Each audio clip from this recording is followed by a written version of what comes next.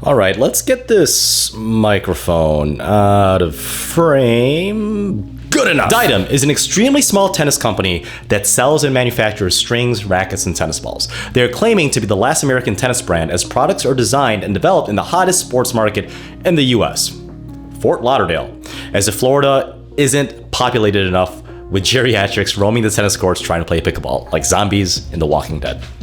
You know what helps elevate this channel to other people's homepage? Hitting like, subscribe, and that notification bell for more original tennis content.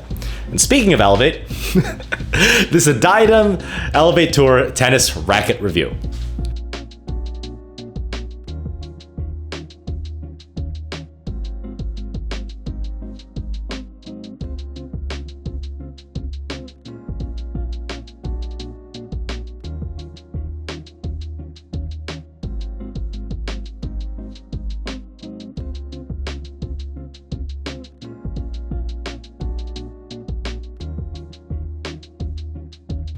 The Elevate Tour is by far the heaviest racket that Diadem offers. The other rackets are Elevate, Nova, and Nova Plus. Let me know if you want me to review them in the comment section below.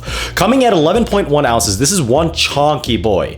Even the specs of 98 square inches, 8 points headlight on strong, 67 stiffness rating, and the 16x20 string pattern, along with the 21.5 millimeter flat beam through the entire racket, definitely screams out, "Player frame!" Kind of like when Chad walks into a college party. Let's see how this does from the baseline.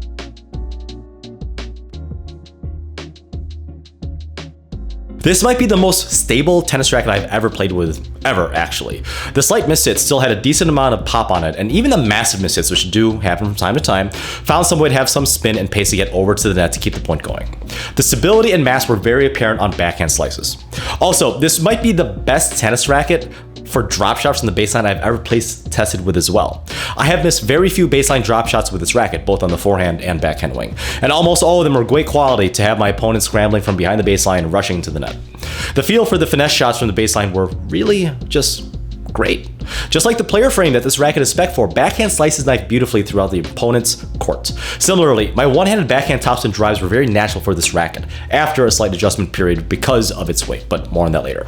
This racket also had a decent amount of spin potential for a 16x20 string pattern, and it actually had significantly more spin potential than my previous tennis racket, the Babolat Pure Aero VS, also a 16x20 string pattern. But I will say that the launch angle was a little bit too high on the Elevate Tour. Also, I thought there was a little bit too much power that was uncontrollable at times, especially on my forehand wing. I found some regular forehand ground stroke sailing a little bit too long from a neutral position, unless I was swinging almost at maximum acceleration, which doesn't happen for my personal forehand. This was also very apparent for the forehand approach, as I never could get really dialed in enough to confidently attack and flatten out short responses from my opponents.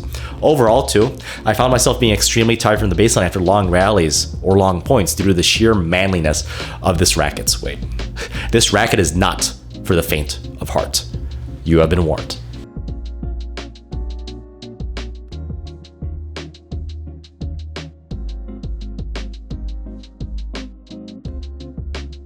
Looking at the specs, this racket definitely is made for volleys on paper, and my experience with this racket at the net definitely backs this up. The feel of this racket at the net was very natural. It literally felt like an extension of my arm, although at a slight cost, but I will get to that in a bit. There was ample pop on this racket due to the weight and the balance, but it wasn't necessarily overpowering either, unlike from the baseline with my forehand.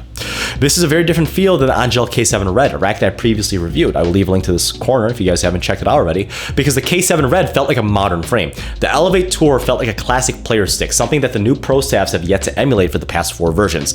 This is what volley fanatics are looking for in a racket at the net. Even the tough shots at the net, the stick pickup volleys, were extremely easy to get to your opponents to get them on the defensive, as long as you are prepared, because similarly to the baseline, this is a very chonky stick. The more finesse shots like drop shot volleys were difficult to execute because of the heftiness of this frame. And even some of the defensive reaction volleys above the level of the net tape were a bit hard to hit cleanly due to the maneuverability issues this racket presented. Very, very similarly to the baseline.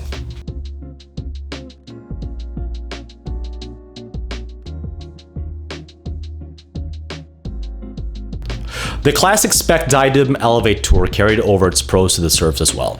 The flat serves had some extra oomph behind the ball to keep your opponents on guard, and even for its maneuverability issues at the net and the baseline, this racket was actually pretty easy to whip around for serves. Even the flat serves out wide, which I personally have issues with on both deuce and ad side, given I'm like 5'8". This racket was pretty maneuverable given its stock weight. The kick serves are also fantastic. I found myself easily kicking second serves above my opponent's strike zone in the deuce and ad side.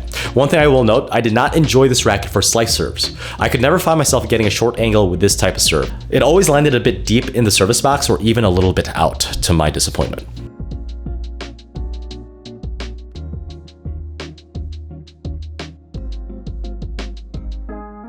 One thing I will also note that I really couldn't categorize, in all honesty, was that this racket is spec'd out to be a traditional player's frame, kind of like the lighter version of the Wilson Pro Staff RF97, but yes, with a slightly different string pattern. There is one negative that I really couldn't put in any of the previous categories, so I wanted to tell you guys. This racket felt extremely muted. That's the best term I could put it. At the baseline, one negative I cannot emphasize enough is the lack of feedback from the strings of the racket and into my hands and arms. I honestly did not know whether or not the aggressive topspin forehands or backhands, sometimes even, would be landing deep into no man's land, which is great, or even 2 feet long past the baseline. Part of that might be the technology behind this racket with its incredible stability, but I just did not feel like I felt connected with the ball on any of the baseline shots. But I want to know what you guys think. Have you tried the Diadem Elevator? Leave a comment down in the section below if there's anything I missed about this heavy offering from the American Tennis Racket Company. And if there's something you want to criticize me on, join my Discord. We have reached over 1,000 members to talk about tennis, retailer discounts, and Dominic Thiem's juicy peach. I also do a podcast that's available on Spotify and all major platforms, so go ahead and check out that link for more current happenings in the tennis industry down in the description below. This playtest was with the 4 1/4 L2 grip with Tier 1 Black Knight 16 gauge strung at 50 pounds. And if there's a racket you want me to playtest on my next tennis journey, because I'm looking for rackets right now, join my live stream. I live streams on Tuesday, Thursdays, and Sundays. As always, guys, happy hitting.